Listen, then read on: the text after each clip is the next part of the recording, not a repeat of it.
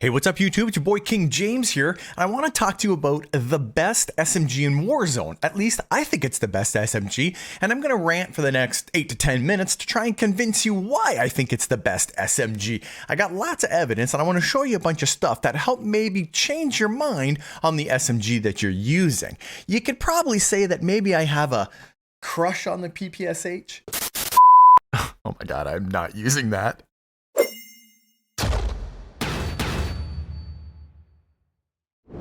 Gas is closing in.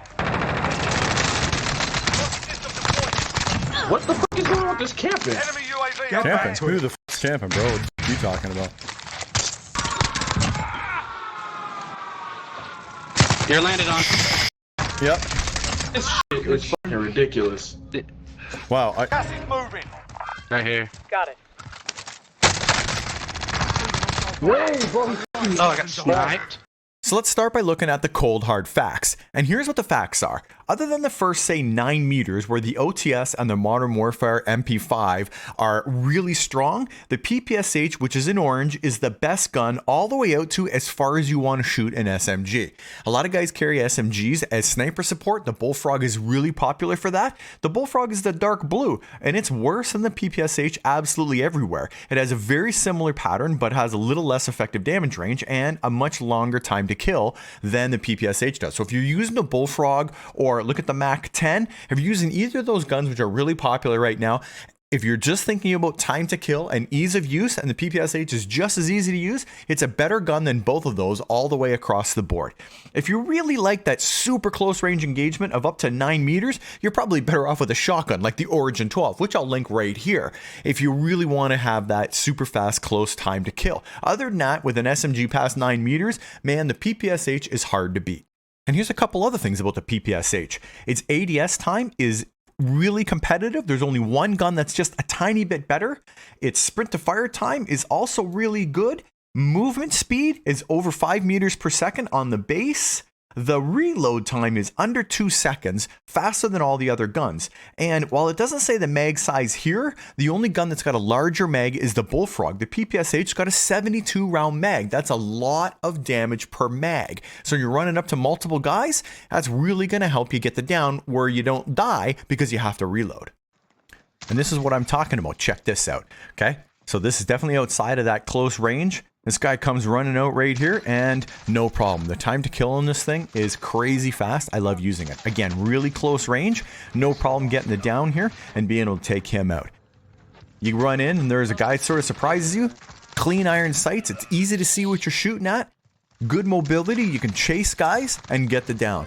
The gun has great movement, great iron sights. Here's another example of the movement speed here. It took a bunch of plates off that guy. He starts running. Because of the range, I don't have to switch to an AR. I just shoot my PPSh out there. It's got such great range that you can use it just like an AR. And the movement speed lets you, engage in those things where they, like this that happens where your buddy goes down. So I'm going to run out. It's got good speed. Come running around this corner. Here's a guy right here and managed to get the kill. And he was using an FFAR for, his primary. So, I mean, I was able to challenge him with that. Then that's an AR. That's a good sort of close medium range and no problem getting the down there. Again, right here, strafing. This guy had the jump on me. I still managed to get the down even though he started shooting first.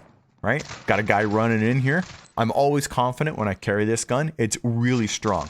And speaking of being confident with a gun, because it's so strong, right after this, check this out. That's rocking. I downed one. Stole drop. We on it.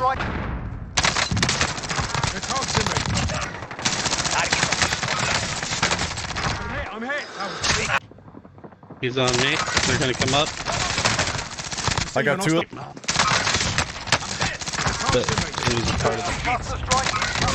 Dropping ammo. All right, so what's the recoil look like? Well, check it out. I'm going to shoot it right up the wall here. And as you can see, it's got quite a bit of initial recoil, but then it sort of slows down. But when you control it, this is what you get.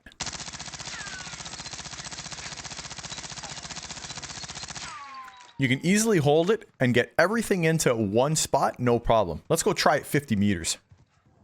All right, I'm 50 meters away. I'm just going to aim in and take some shots, and you can see that initial recoil pull up.